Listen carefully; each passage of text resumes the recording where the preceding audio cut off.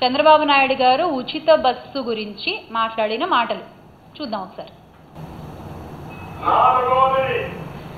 RTC బస్సుల్లో ఉచిత ప్రయాణ సౌకర్యం. నేనే డ్రైవర్ని, సేఫ్ డ్రైవర్ని. మీరు బస్సు ఎక్కితే ఉంటే చెప్పండి.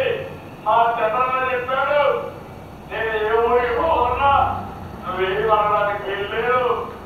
నేను పని చేయాలంటే 10 రోజులు పోతా, పుట్టింటి 10 రోజులు పోతా. నాకు ఇచ్చిన హక్కు చంద్రన్న గట్టిగా చెప్పండి, అడిగితే నేనున్నానని చెప్పండి. ఏమీ భయపడక్కర్లేదు. ఇవన్నీ నేను చేస్తున్నామంటే ఒక ఉద్దేశంతో చేస్తున్నాం. మీకోసం జగన్మోహన్ రెడ్డి చేసేది, జగన్మోహన్ జగన్ రెడ్డి అతను కనిపెట్టుకొని వస్తాడు. నేను అడ్డగా కూడా సేవాభావంతో ఎదురుకు వస్తాను. అది ఆయన మాట్లాడిన మాటలు.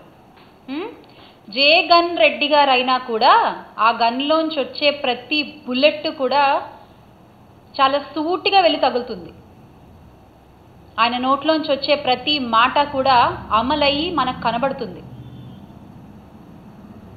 కానీ మీరిచ్చే మాటలు ఎలా ఉంటాయి అంటే, ఈ రోజున గుమ్మడి సుధారాణి గారు చెప్పారు ఇదే ఉచిత బస్సు కోసం.